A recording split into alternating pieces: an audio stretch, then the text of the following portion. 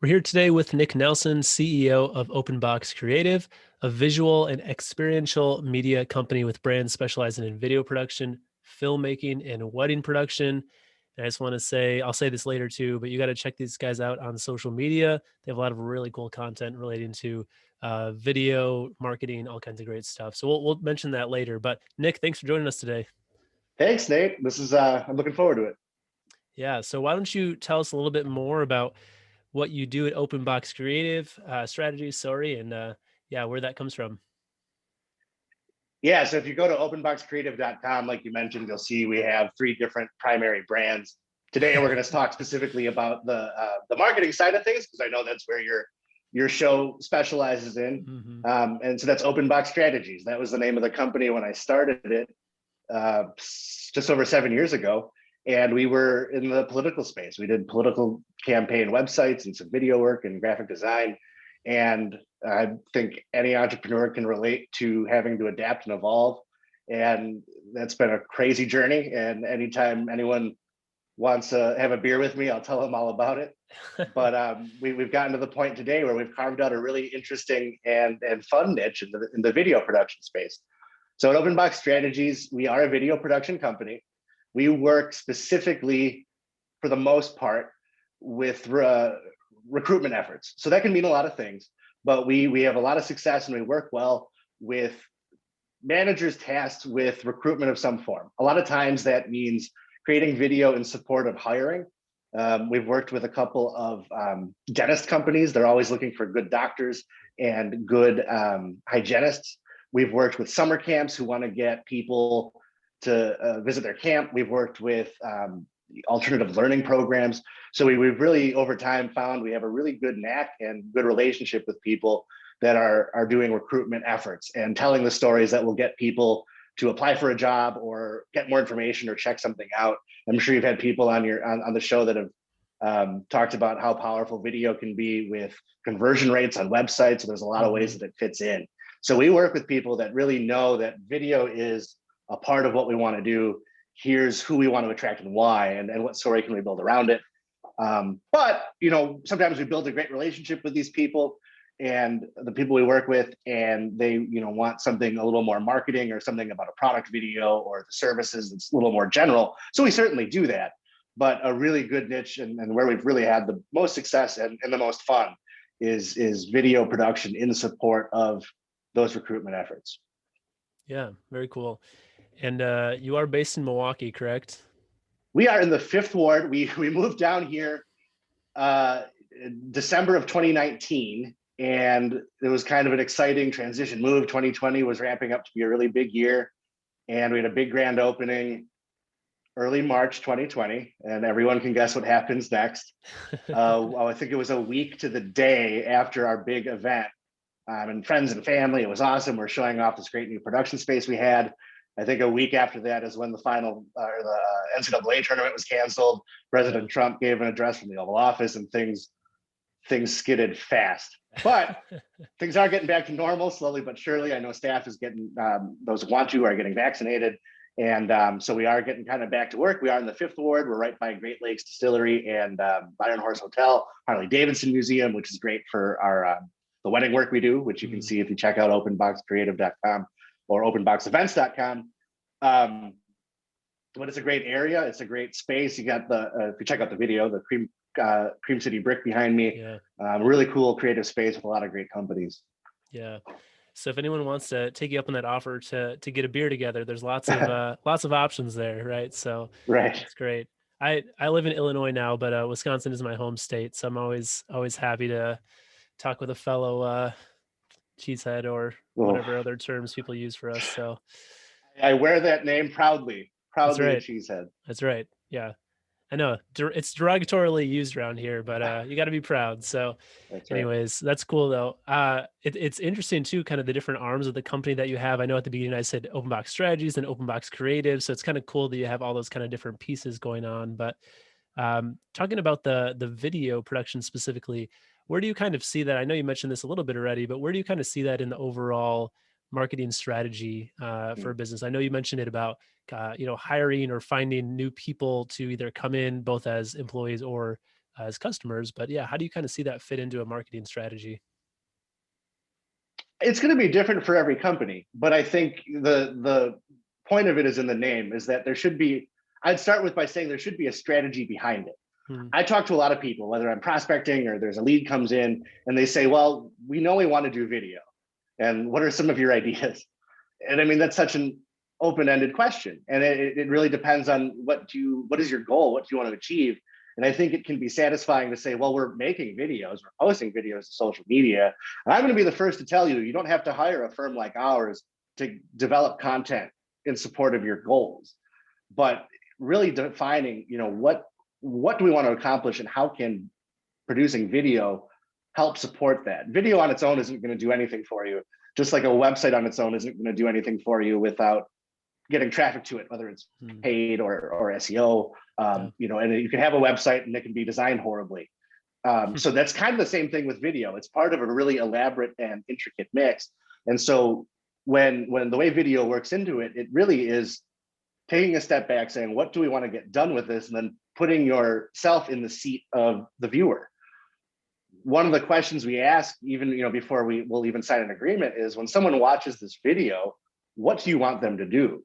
And 9 times out of 10, people go, oh, I hadn't really thought about that, which is fine, because everyone's saying, every blog you read says video is the big thing. You got to be doing video.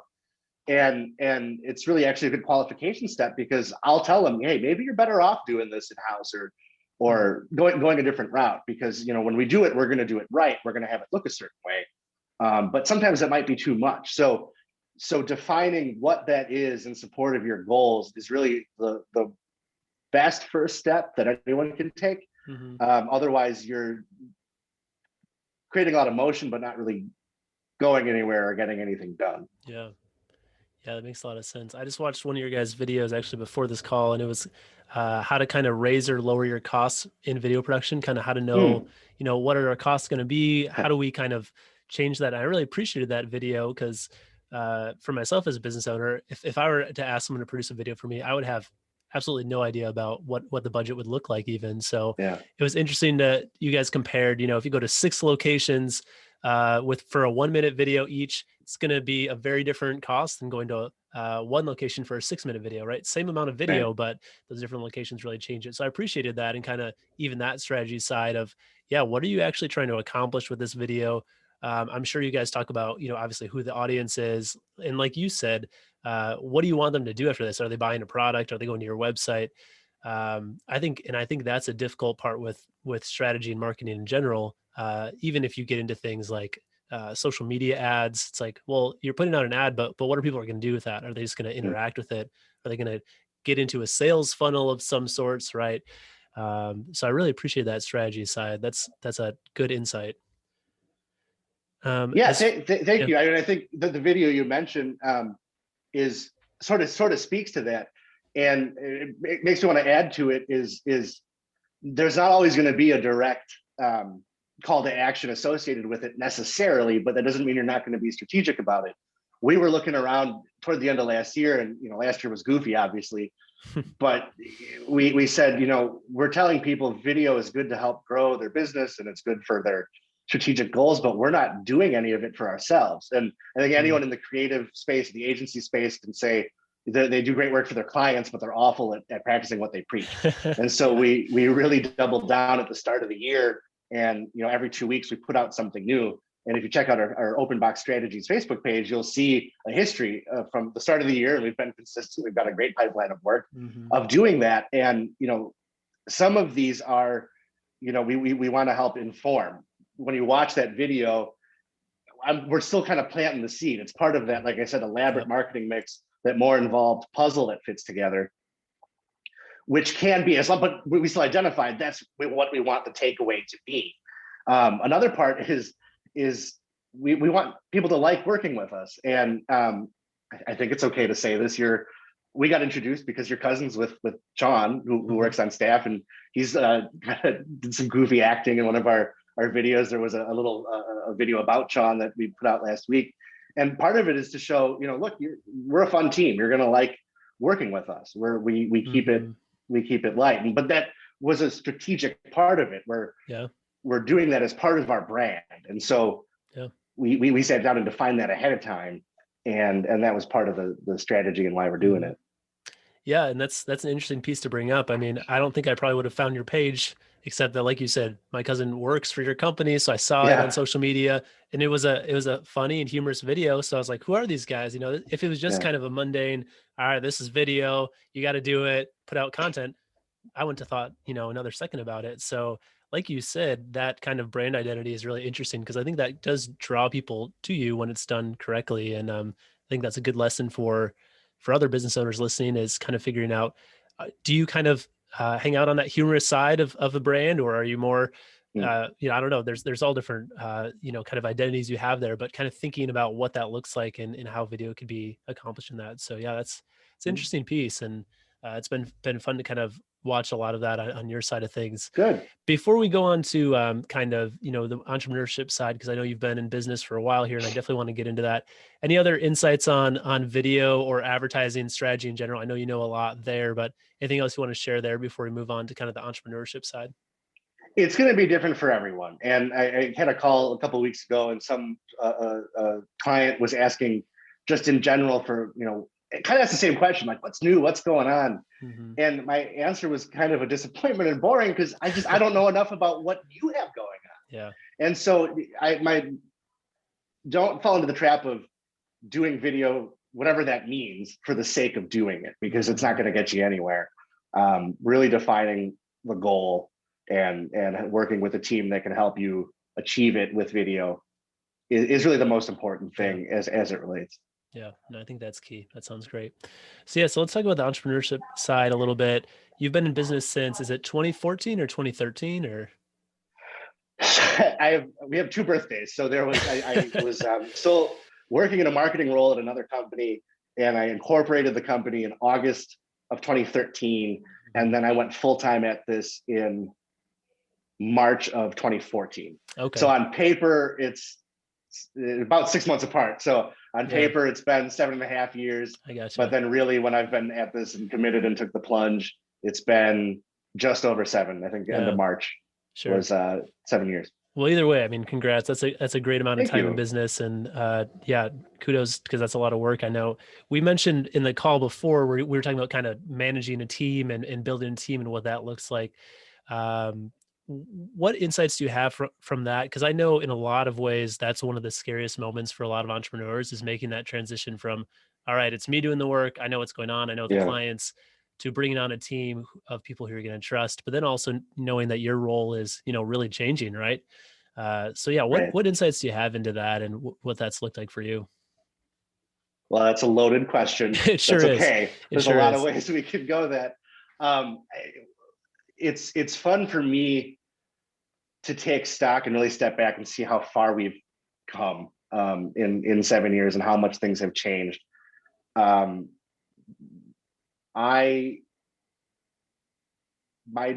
dirty secret is that I don't really know too much around a camera myself.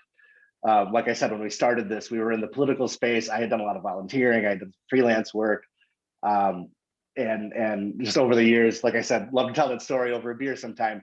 Things evolved. And so we had these opportunities that we took with video, and that evolved. And we realized over time that we really had the most fun doing these video projects as part of larger strategies. And so I learned early on that I don't think it's something that the way my mind works, I don't think I'm the best suited. So I need to find people that can really help me build and refine this. And so I'm kind of the opposite of a lot of entrepreneurs in that regard, because great book to read, The E-Myth.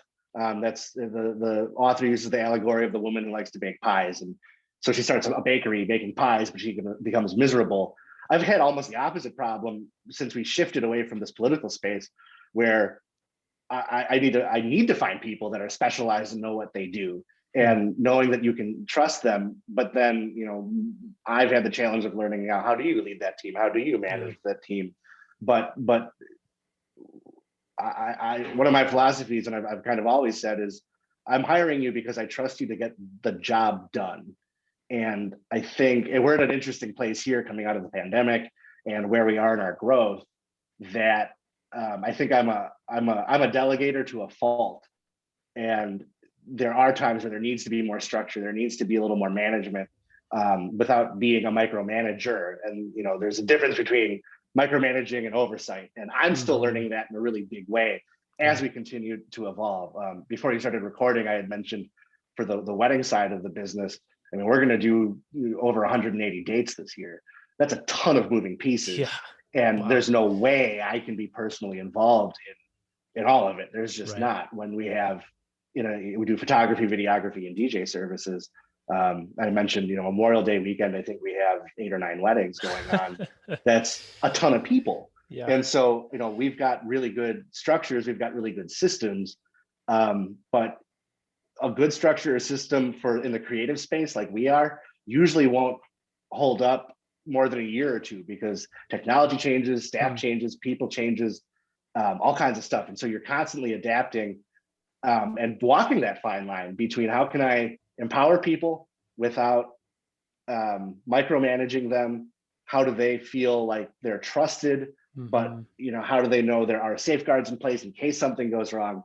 It's an all over the place balancing act. The biggest thing is giving yourself permission to not get it right. I mean, that's the trade-off with a business owner, is you don't have a boss standing over your shoulder necessarily.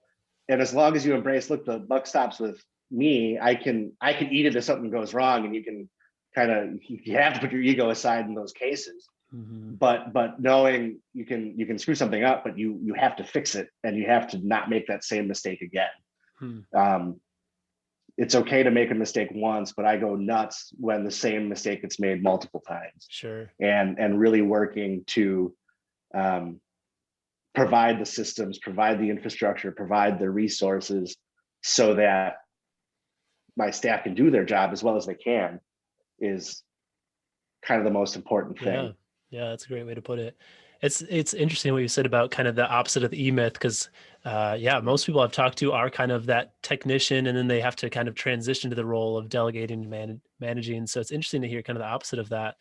And I'm sure that's a whole different host of issues, but yeah, maybe you'll have to write the the opposite E-Myth, or come up with a different book title there. But no, that's cool. I'm just, I think, encouraged by the fact that you've been in business for 7 years now, have a sizable team, and you're still kind of dealing with those things. Because I think that's helpful to hear as a business owner, knowing that it continues on, and it's not figured out even as you go on. Yeah, that may not sound encouraging to listeners, but well, let me just clarify that too, because when I hear it back, it probably sounds scarier. I don't want a client to hear this and think it's absolute chaos or a circus. No, it's not. I mean, we're constantly. My point is we're constantly reevaluating it. And I mean, we had a call at 10 where we were talking about our team and where they are with training and skill development. And that's just a process that's in place, and the way we do that evolves.